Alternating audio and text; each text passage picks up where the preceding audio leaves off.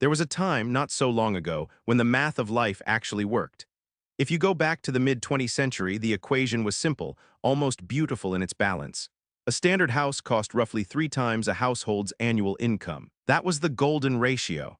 It meant that with 3 years of focused earning, a family could own a piece of the world. It was a promise that if you participated in the economy would provide you with a home. But that promise has been broken. The golden ratio is dead, and the math of life has become a calculation of impossibility. A sweeping global study of 95 major metropolitan centers has returned a verdict that is as terrifying as it is clear. Not a single one of them is affordable anymore. The concept of a normal city has vanished. Across the globe, the average home now demands more than 5 times the typical household income. But that is just the average. In the major economic engines of the world, places like Hong Kong, Sydney, and Vancouver, we aren't talking about 5 times. We are seeing multiples of 9, 10, even 14. And in the hyper-pressured markets of Beijing and Shanghai, the price-to-income ratio routinely exceeds 20 or 30 times. We have officially crossed a threshold. The dream of ownership isn't just fading. In many places, it has been mathematically eliminated.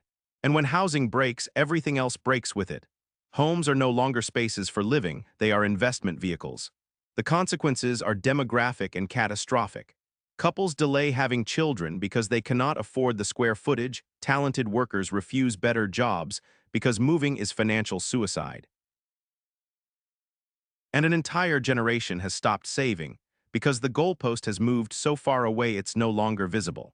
We have created a paradoxical economy where the very people who build the cities, teach the children, and keep the lights on can no longer afford to sleep in the places they keep alive.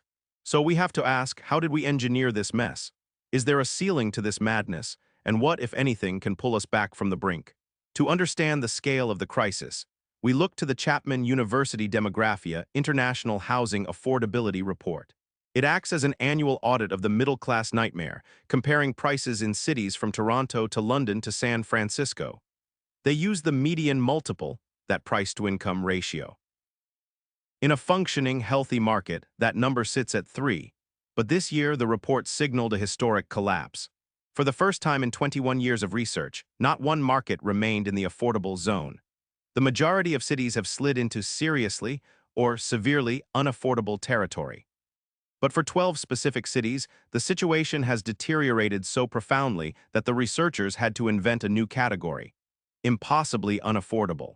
This is the label for markets where a home costs more than 9 times the median income. Hong Kong leads the descent at 14.4 times, with Sydney breathing down its neck at 13.8. San Jose, Vancouver, and Los Angeles follow close behind.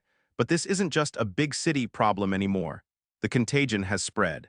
In Australia, the average city is nearing 10 times income. Smaller markets like Perth or Brisbane are now harder to buy into than New York City was a generation ago. In Canada, the collapse has been slow and agonizing. Vancouver has spent 18 years ranked among the least affordable places on Earth, with Toronto following suit. Across the Atlantic, Greater London sits at 9 times income, and the UK national average has crept to 5.6, double the ratio of the 1990s. Even the United States, once the land of sprawling suburbs and cheap real estate, has seen its ratio climb from a manageable 3.9 to a punishing 4.8 in just a few years. Pittsburgh, the most affordable city on the list at 3.2, is now looked at not as a norm, but as a miracle. Just 30 years ago, the affordable city was the standard. Today, it is an anomaly. The authors of the report describe this as an existential threat to the middle class. When the price of shelter outpaces the price of labor, the social fabric tears. It changes the trajectory of human lives. But if this wasn't a problem 3 decades ago, what shifted?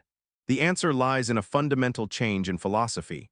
30 years ago, a house was shelter, a utility. Today, it is a global financial asset.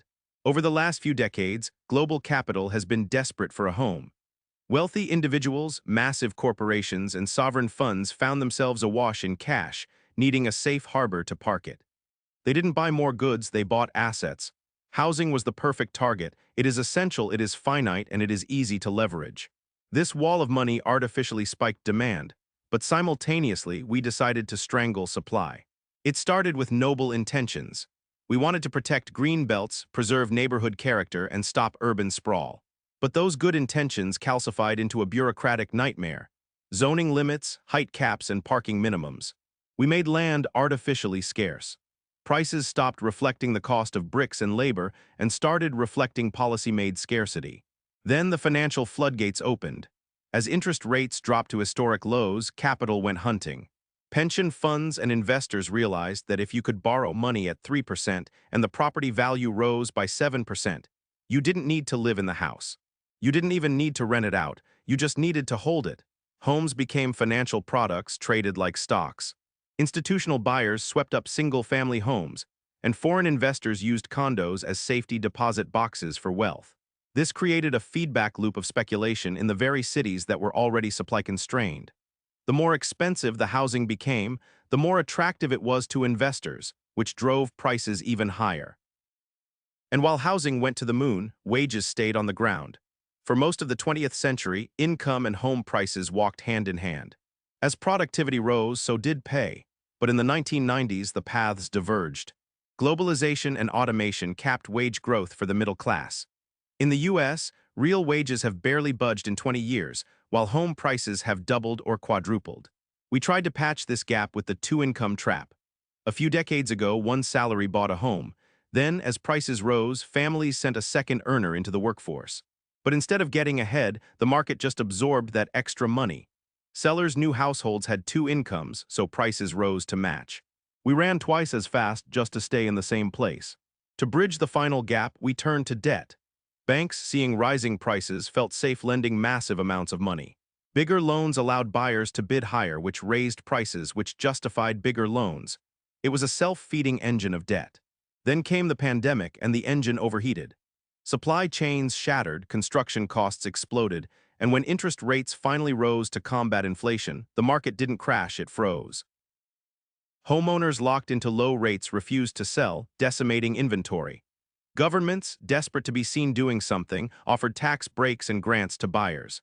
But pouring money into a supply-constrained market is like pouring gasoline on a fire. It just forces buyers to fight harder for the same few crumbs. It is a chain reaction of failure. Restricted land, cheap money, stagnant wages, and panic-induced policy fixes. The result is a new form of segregation. In cities like Los Angeles and Sydney, renting now consumes 35% of income, trapping people in a cycle where they cannot save enough to escape. The average first-time buyer is now in their 40s, a lost decade compared to their parents. This leads to counter-urbanization. People are fleeing the productive cities for smaller towns, not because they want to, but because they have to. This drains the major cities of the essential workers, the nurses, the teachers, the hospitality staff, creating a locked labor market where productivity slows and innovation dies. Meanwhile, existing homeowners see their wealth grow not through effort, but through scarcity. Inequality deepens and the social contract dissolves. Is there a way out? A few nations are attempting to rewrite the rules. New Zealand has launched a supply-side offensive, forcing city councils to zone land for 30 years of projected growth, trying to flood the market with buildable dirt. In the US, Minneapolis and California are dismantling single-family zoning, allowing duplexes and apartments in neighborhoods that were previously locked down. Singapore offers a different model. The government acts as the developer.